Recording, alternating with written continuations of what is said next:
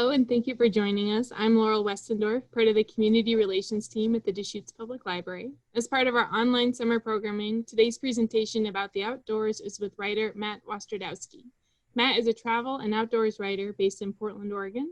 He's written for a variety of publications, including Ben Magazine, Outside, REI's Co-op blog, Willamette Week, and Northwest Travel and Life.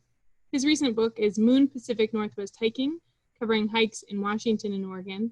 Thanks so much for coming to share some fresh ideas on where to go this summer and how to stay safe, Matt. Thank you so much, Laura. I really appreciate it. Thank you so much for having me. I really appreciate it. Laura, as you said, my name is Matt Wastradowski.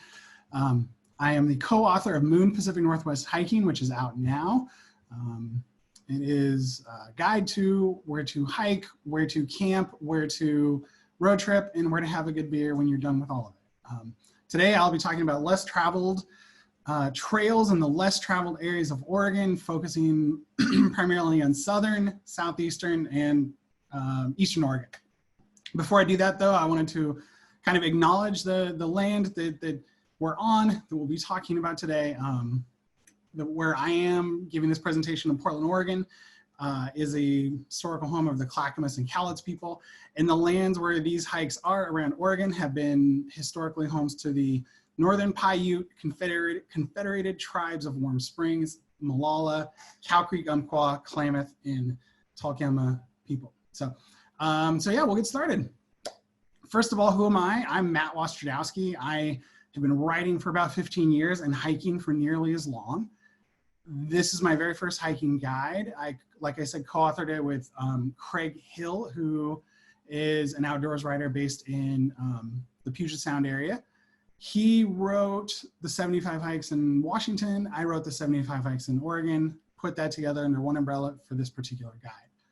I really enjoy writing about Oregon, outdoors, obviously, craft beer. I'm really passionate about that, history. So this book was a really cool opportunity to explore a lot of that, and I'm excited to share with you today for that very reason. So, Moon Pacific Northwest Hiking. What are you getting with this guide? Do you really need another hiking guide? There are plenty out there. And obviously, I think the answer is yes, and here's why. You have 150 hikes. These are the cream of the crop. These are the best hikes.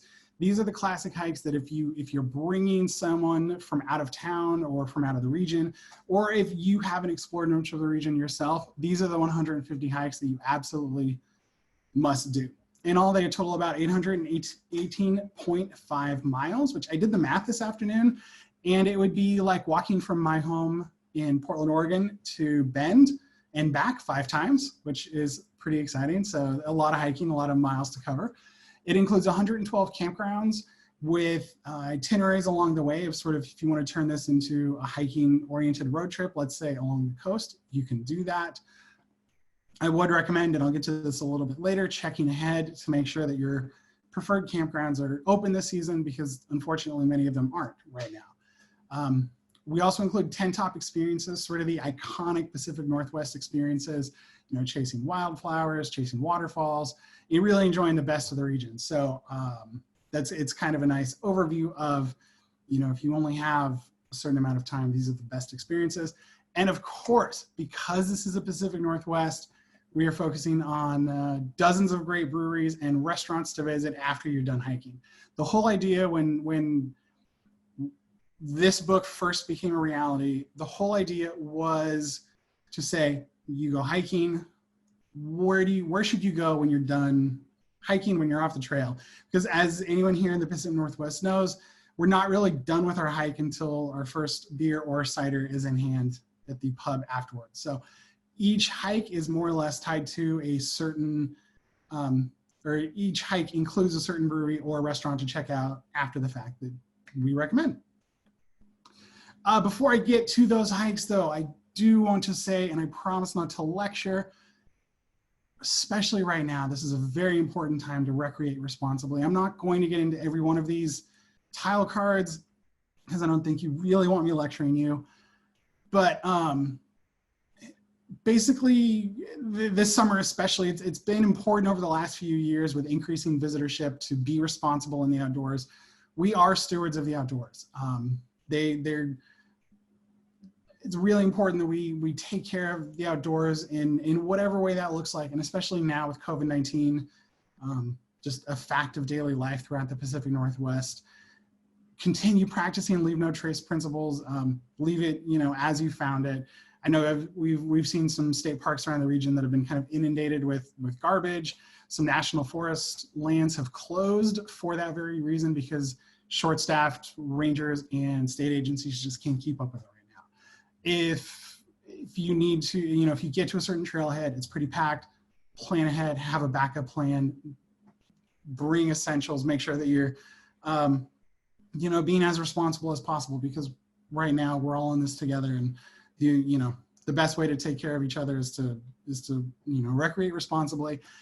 I'll leave it at that for now. If you want more information about this really cool campaign, the Recreate Responsibly campaign, you can visit the website URL at the bottom of the slide.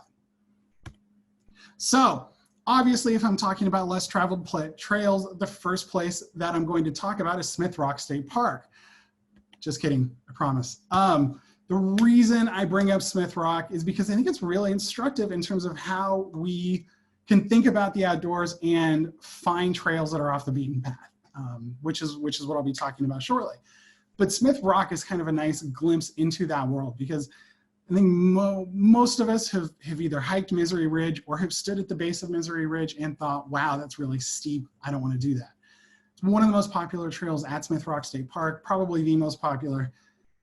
And I think it was actually closed for most of the season, for the past few months, right up until a few weeks ago, for that very reason. So the reason I talk about, I have find other trails on this list, is because Smith Rock State Park has several, I think 7 or 8 miles worth of trails, and most of them do not see the fraction of visitors that Misery Ridge sees.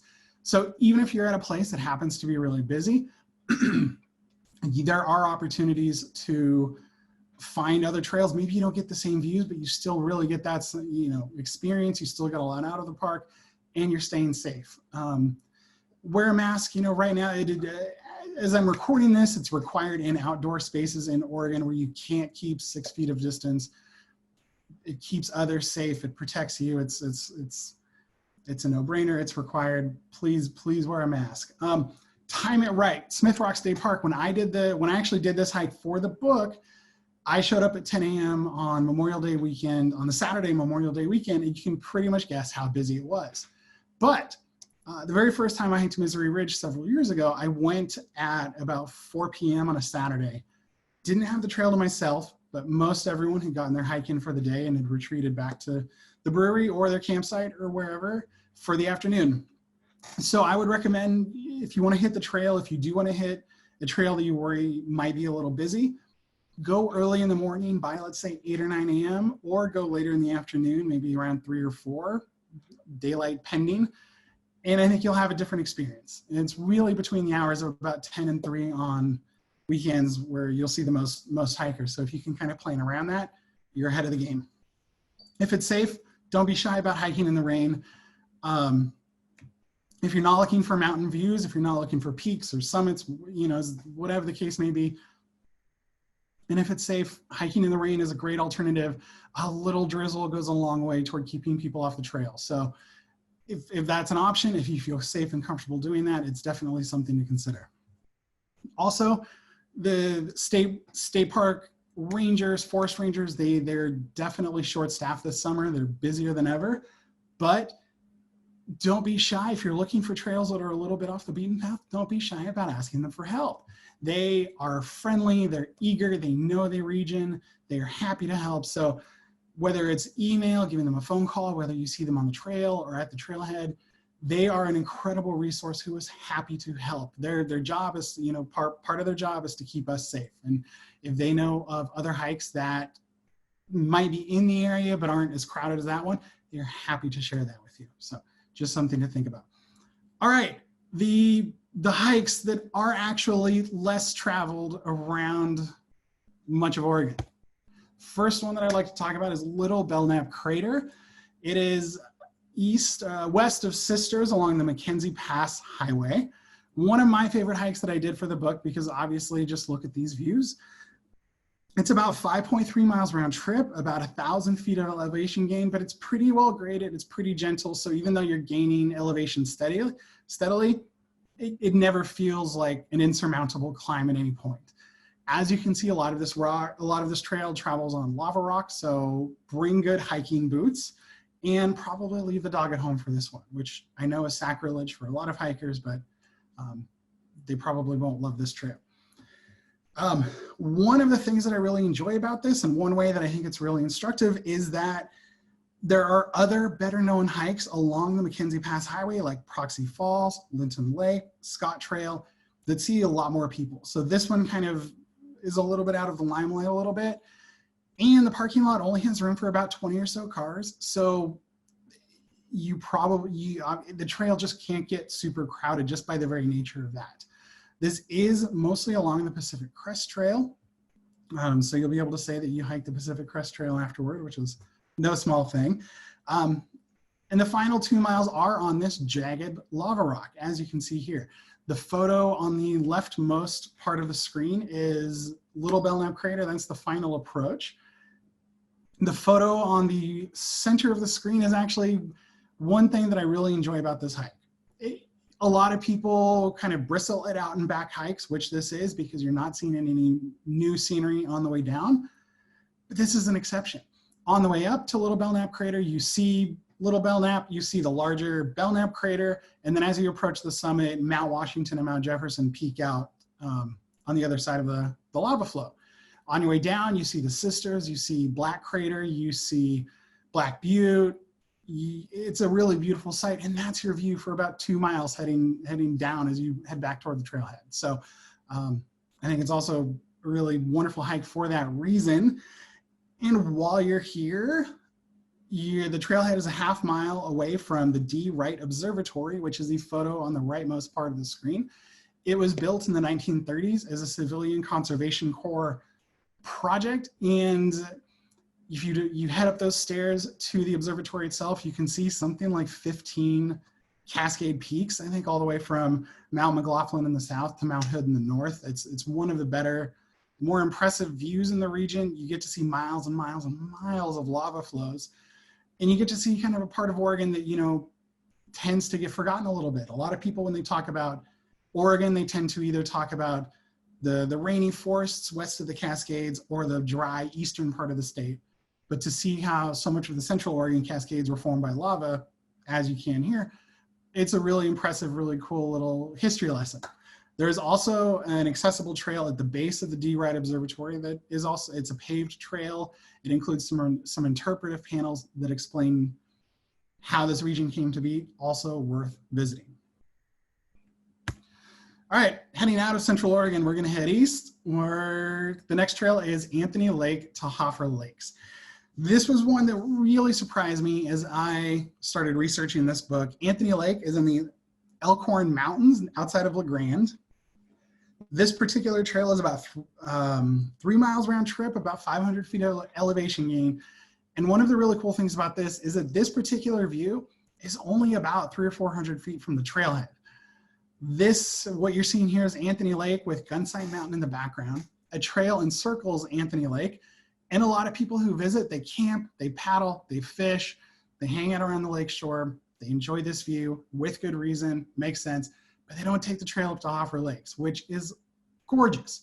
So even if you're there on a really busy weekend where a lot of people are around Anthony Lake, it doesn't take much to get away from them and into the mountains. Hoffer Lakes especially, it's a quick hike up there. This whole trail round trip is only about 3 miles. You get up to Hoffer Lakes, and these two mountain lakes butt up against this giant granite slab. It's really beautiful. And you feel like you're in the middle of nowhere. It's a really cool feeling. The only warning I would issue about this hike, when I did this hike for this book, I have never felt so attacked by mosquitoes in my entire life. I went up just before the 4th of July. And if my backpack hadn't been weighed down with water bottles, I think I might have been carried away by the mosquitoes. They were vicious, like nowhere else I've ever been. So that's a small complaint, but just something to think about if you head up there in early summer. Beyond Hoffer Lakes, you get to some really beautiful wildflower meadows. And then as you start descending, you follow an old logging road and you wind back up at this viewpoint, which is absolutely stunning. So that's another hike that I really enjoy, that it's easy to get away from the crowds, even if you worry about that as you're around in Anthony Lake. So there are a lot of really cool opportunities to kind of get out and explore a little bit and see some, obviously, really beautiful scenery. And the next hike I want to talk about, we're actually heading to southeastern Oregon and Steens Mountain, which is one of my favorite places in Oregon. This particular hike is Wild Horse Lake, which is just below the summit of Steens Mountain, which is right around 9,000 feet. This view is from a viewpoint about 0.2 mile past the trailhead. And this is one of the reasons this is a really cool, less crowded hike, is because you start from just below the summit and you descend about 1,000 feet in just over a mile. That's really steep and you feel it every step of the way. It's a really rocky trail. It's a really thin trail. It's obviously very steep. And so as someone who's afraid of heights, this one gave me pause. I'll happily admit, but it was absolutely worth it. Wild Horse Lake sits in a glacially carved cirque that, a glacier once sat, on this part of the mountain and slowly kind of slid its way down the mountain as it melted, carving this cirque, leaving it in its wake. And Wild Horse Lake is the result of that today. It's one of the most beautiful sites, I think, in all of Oregon. Part of the reason it's less crowded is because it is very hard to get to. The summit of Steens Mountain is a 4-hour drive from Bend, for instance. That last hour is on washboard gravel most of the way. And then this hike, or this viewpoint, like I said, is about 0.2 mile into the hike. And honestly, this is where most people turn around, and I don't blame them. It's a steep hike, it's rocky, it's narrow, it's a little intense. But most people that get this viewpoint, they take this photo and they head back. So if you head down toward the lake, it's well worth it. It's really beautiful. The meadows surrounding the lake is full of wildflowers in the middle of summer. You'll see you might see mule deer, you might see bighorn sheep roaming around kind of the upper edges of the cirque. That's always fun. How often do you get to say you hike down to a lake that's at almost 9,000 feet? So it's a really cool experience that keeps the crowds away, but you'll feel it the next day. It's 1,000 feet in a mile. There's no two ways about it. It's a tough hike. Borax Lake Hot Springs. This is another one of my favorites. And I'll just say right away, if Wild Horse Lake was a bit of a thigh burner at 1,000 feet a mile, Borax Lake is the complete opposite. It is 2 miles round trip with a whopping 40 feet of elevation gain. But I think it's really important and really interesting because it offers such a cool view of the Steens Mountain region that you just can't get anywhere else. So Borax Lake, which is on the right, sits in a valley on the east side of Steens Mountain. Thousands of years ago, all of this was buried under a 200-foot deep lake. The changing climate sparked evaporation, leaving behind a few watery vestiges like Borax Lake and beds of alkali and sodium borate. To this day, you can actually still see some of the sodium borate along the trail. It's a white kind of snow-like substance. You'll be hiking along and you'll say, hey, did it just snow here? Why is there snow on the ground in, say, mid-September? But it's actually just sodium borate. I'll get to the Borax Lake and the hot springs in a second, but a word of caution, none of these hot springs are suitable for swimming. The pools, like the one you see in the middle, can get up to 180 degrees Fahrenheit. Borax Lake itself can get up to more than 100 degrees Fahrenheit. So definitely not suitable for swimming, but also some really cool views. That's why you see the danger hot spring sign welcoming you to the area. So the hike itself is you leave from the trailhead, you'll pass a pair of vats. So back in the 1800s, that sodium borate, it would be dissolved and it would turn in, and companies would create borax from that chemical. So some of those rusted vats are still lining the trail, which is kind of a cool peek at regional history. And then Borax Lake, which is the first thing you come to. That's the one on the right. I think one of the really cool things about Borax Lake is it is home to the Borax Lake chub, which is an endangered minnow that is found nowhere else on Earth. No larger than a finger, the Borax Lake chub has adapted to life in these really hot waters and continues to thrive to this day. And then as you pass Borax Lake, you pass a lot of these hot springs, like the one in the center. And it's funny because even the ones that are off the trail, even if they're not visible, maybe they're hidden behind some grass, you can still see them, especially early in the morning or later at night, because they're steaming. You see just steaming rising from the ground as you walk along. It's a really cool sight. So yeah, so you see a lot of these pools over the course of about a mile. None are larger than a kiddie pool. Stay away, keep your distance. This is managed by the Nature Conservancy, so this is another hike that is closed to, this one is actually closed to pets. So unfortunately cannot bring your dog on this particular hike. But some really cool regional history, some hot springs you won't see anywhere else in Oregon, and some really fascinating scenery. Also, what makes it so unique and what makes it so less traveled, I should say, I probably should have mentioned this earlier, is that it is really hard to get to. It's not like you need a four-wheel drive vehicle or high clearance or anything, but it is on the east side of Steens Mountain, which sees far fewer visitors than the west side or the mountain itself. And it's on a dirt back road that is really easy to miss if you're not looking for it. So you can get instructions online, you can get directions in the book, but it's hard to find. It's a pretty small parking area. You probably won't share the trail with anyone on this particular hike. All right, heading west toward the Klamath Basin. This is the OC&E Woods Line State Trail. This is actually a lot of fun because this is a section, this particular hike is a section of the 109-mile-long OC&E Woods Line State Trail, which is Oregon's longest linear park. Kind of a fun fact. So basically, this used to be the site of an old logging railroad that served the region for much of the 20th century. At its peak, this particular rail line carried as many as 1 million board feet of lumber per day in the early 1900s. The train lines ran their last run in 1990, and it has since become a rail-to-trail conversion, a 109-mile-long rail-to-trail conversion. It starts in Klamath Falls and passes some really incredible scenery along the way. This has no choice but to be a less traveled trail because the trailhead for this particular section has room for exactly one car.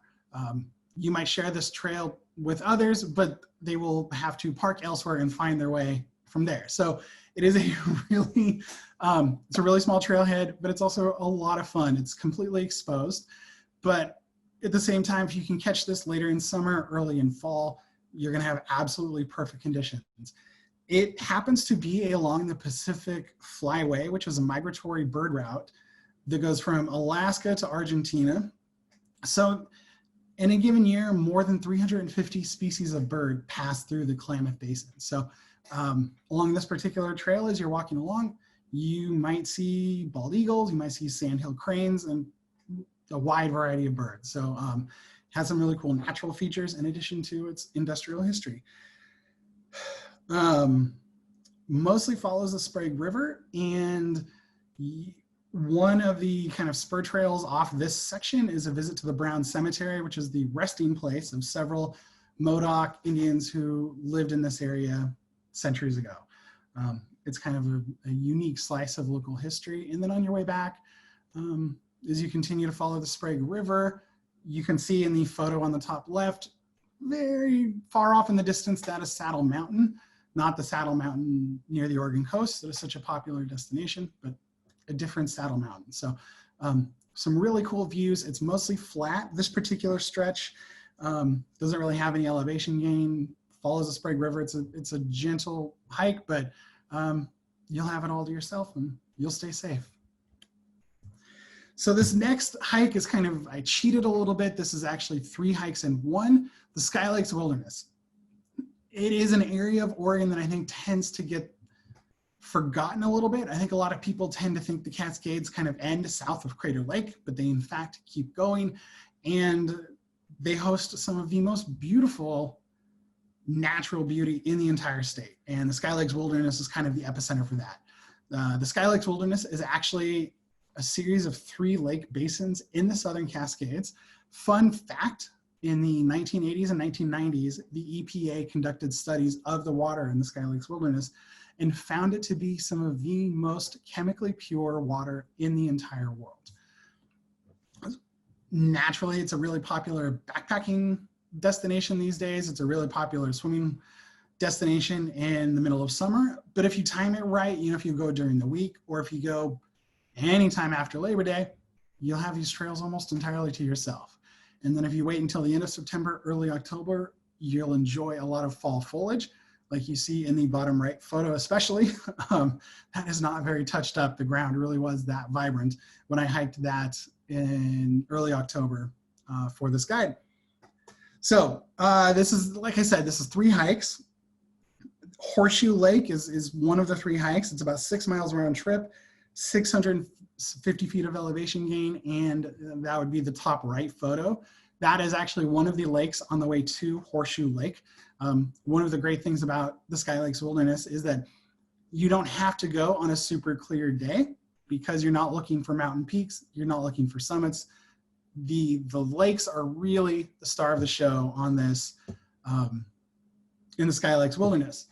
And that is never clearer than in the Sky Lakes Basin Trail via the Cold Springs Trail. This one, of all the hikes that I did for this particular guide, of all the 75 hikes, this was the one that probably threw me for the biggest loop, because you hike through a wildfire burned forest before arriving in quick succession at a series of 5 lakes, 5 beautiful mountain lakes that are just in the middle, seemingly in the middle of nowhere. This particular lake is Isherwood Lake. The trail itself is pretty easy. It's about 7 miles round trip, 500 feet of elevation gain. Obviously you get the scenery. It's really gorgeous. It's a lot of fun. It's an absolute blast. The third trail in the Sky Lakes Wilderness that I wanted to highlight was the Puck Lakes Trail via the Nanny Creek Trail. It's about 5.5 miles round trip with 700 feet of elevation gain. That's the bottom right photo. It's a series of 2 lakes that are popular with paddlers and swimmers at the height of summer, but even if you head in late summer, early fall, it's a pretty quiet mountain lake that's a wonderful spot to hang out by and have a snack at and just relax and enjoy. The next hike that I will cover is the Brown Mountain Lava Flow. And this is another one. I kind of think of this as a close cousin of the Little Belknap Crater hike, because they both go through lava flows, as you can see.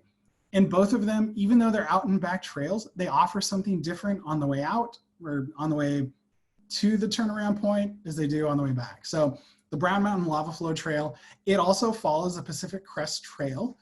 You head south, and as you do so, you kind of dart between forests and lava flows. You kind of go back and forth, but you really get this feel for this volcanic history of this particular region. And the reason for that is because about 2,000 years ago, lava flows from the nearby Brown Mountain, which you're on the slopes of, but never actually see while you're doing the hike. 2,000 years ago, Brown Mountain erupted, sending these lava flows around the region. So on your way up, you get to see all these really interesting lava rocks and forests and how they all kind of sit right on top of each other, as you can see. Then you turn around, and on your way back for a good stretch of the return hike, Mount McLaughlin just rises above the horizon in front of you. It's an absolutely stunning view, and it's one that you get to enjoy for a good chunk of the hike.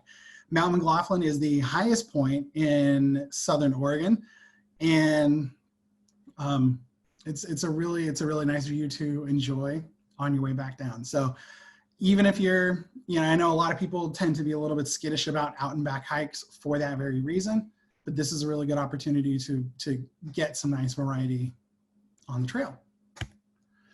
All right, and continuing west, I wanted to feature Mount Elijah, which is another really fun and fascinating hike that not a lot of people know about. It's near the Oregon Caves National Monument. In fact, it connects two trails at the Oregon Caves National Monument. COVID-19 has closed the Oregon Caves. The caves themselves and the visitor center this summer will probably remain closed for some time. So Mount Elijah is a nice way to kind of explore the wilderness in a pretty safe manner. It's about 5.5 miles round trip with about 1,000 feet of elevation gain. And it was named for Elijah Davidson, a hunter who in the 1870s discovered the Oregon Caves. And the best, I think, this particular trail really stands out because it's really remote.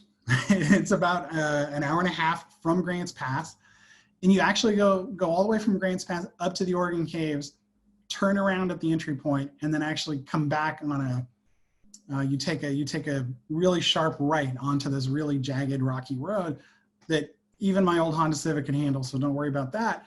But you get up to Mount Elijah, and it's a very small trailhead. It's really remote, and it's not on the way to or from anywhere really. So you're gonna have this trail, if not to yourself, and more or less to yourself. You hike up to Bigelow Lakes, which are not featured, but which are in this area. And as you continue up, one of the really cool things about this hike is that you get to enjoy really amazing views of the surrounding Siskiyou Mountains, the Kalmiopsis Wilderness, which is the bluish mountains on the horizon of this photo. And that's even before you get to the summit, which offers 360-degree views of the surrounding wilderness. On a clear day that's not clouded in wildfire smoke, which this day was, you can see Mount Shasta to the south, which is a really remarkable view. So Mount Elijah is a really cool way to experience this region. And because of its remote nature, you're going to get it, if not entirely to yourself, then mostly to yourself. All right, Grizzly Peak. I'm so excited to talk about Grizzly Peak. This one is so much fun. It is about 5.5 miles round trip. You have about 850 feet of elevation gain.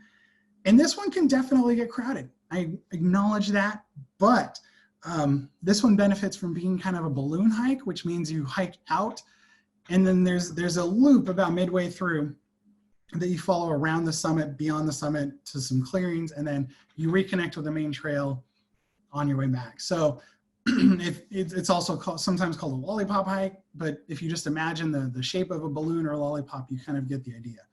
And one way this really benefits right now in terms of us trying to stay safe and avoid crowds is that it really encourages the one-way travel. So you're not passing people constantly on the trail, and you get a little bit more of a remote and kind of undisturbed experience. So Grizzly Peak, so interesting name, Grizzly Peak. You're probably wondering, why is it named that? And even if you're not, I'm about to tell you because it's a really fun story.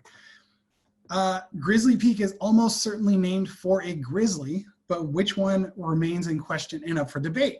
Researching this, I found one story that claimed it was named for Old Reelfoot, a well-known grizzly that famously eluded hunters in the late 1800s. But another story says it was named for a bear that attacked a local hunter who, to be fair, had just shot the bear moments earlier. In any event, grizzlies haven't been seen here in Oregon since 1937, when the last known grizzly was hunted in the Wallowa Mountains. So kind of an interesting story. Also, another really fun, unique fact about Grizzly Peak is that the summit, it's what we all go for. It's the highest point. It's where you should see the best views. The summit is worthless. I took the rightmost photo at the summit. Behind me is the tallest point on Grizzly Peak. It's literally a pile of rocks in a forested meadow. That's it. That's the highest point on Grizzly Peak. There are no views. This view of this meadow is your best view from near the summit of Grizzly Peak. To be fair, in early summer, it's covered in wildflowers. It's really colorful. It's really beautiful, but it is not kind of the summit views that most of us envision when we go on hikes like this. So I didn't even bother to include a photo of the summit for that very reason. But you get beyond the summit, you get beyond this kind of stand of trees, and you start getting views of, Medford to the north, the Rogue Valley to the west, and from this overlook that is in the leftmost photo, a view of a hillside that bears the scars of a 2002 wildfire, which burned nearly 2,000 acres just on the slopes of Grizzly Peak. So you get to see a little bit of the destruction the wildfires can cause, the recovery that is possible, and you get to see a lot of the Rogue Valley. Just beyond the burned trees, if you kind of follow onto the horizon, that's Ashland. So it's about a half hour outside of Ashland. It's not that hard to get to, but at the same time, it's a really fun, worthwhile hike that has some really cool history behind it. And as far as summiting peaks go, is really unique. All right, the very last hike that I am going to talk about today is the Riverview Trail to the Redwood Nature Trail on the southern Oregon coast. This particular hike is about 3.5 miles round trip with 600 feet of elevation gain. And I don't know about you, but it wasn't until just a few years ago that I even knew that Oregon was home to redwood groves. We have 2 groves that are publicly accessible by hiking trails in deep southern Oregon. This is actually just outside Brookings, a few miles from the California border. And this is, in my opinion, one of the 2 cooler trails this is the coolest trail to explore those redwood groves. It's a less traveled trail because it is pretty remote. I think the southern Oregon coast is even in the best of times, a pretty long drive for most of us. And then the trail itself starts in Alfred Loeb State Park. And the first mile actually goes through a grove of myrtlewood trees, which is a kind of hardwood that is native to southwestern Oregon and northwestern California. They're found nowhere else on earth. Follows the Chetco River, it's a pleasant stroll. It's very beautiful. And then you cross the road and you enter the Redwood Nature Trail, which is everything you imagine a redwood hike to be. These particular redwoods are 300 to 800 years old. For context, the oldest known redwoods are about 2,000 years old. So, obviously they're smaller than their more famous cousins in California, but no less worth visiting. Some of the redwoods here are more than 12 feet around and more than 275 feet tall.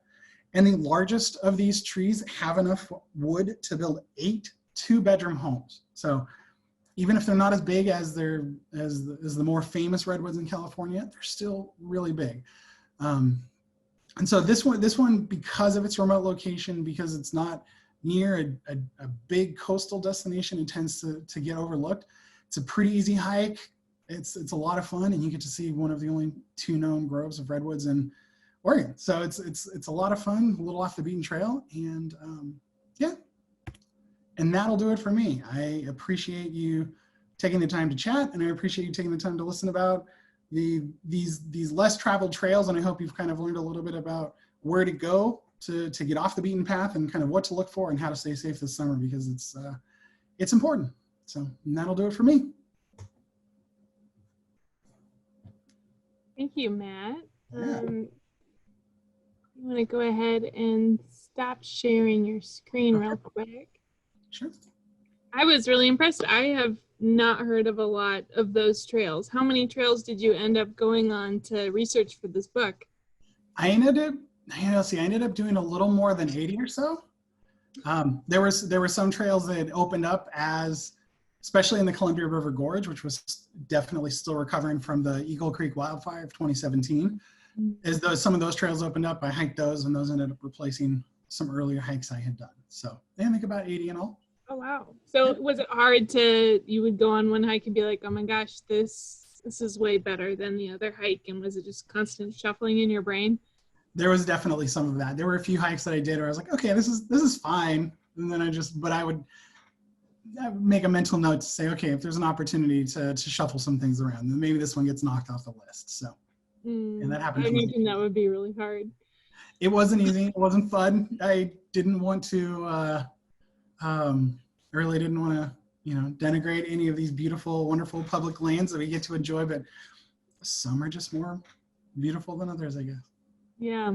Yeah. And thank you for the tips on the recreate safely. I think that's really pertinent right now, and just good to plug what we can do and to do as much as possible while being outside. We're really lucky to have such a beautiful state with a lot of places, so we can go and be. Absolutely. Happily. Cool. Well, thank you so much for presenting and sharing about your book of beautiful photos. Thank you so much. Yeah. Have a great rest of your summer and happy hiking. You too. Thank you so much for having me. I really appreciate it.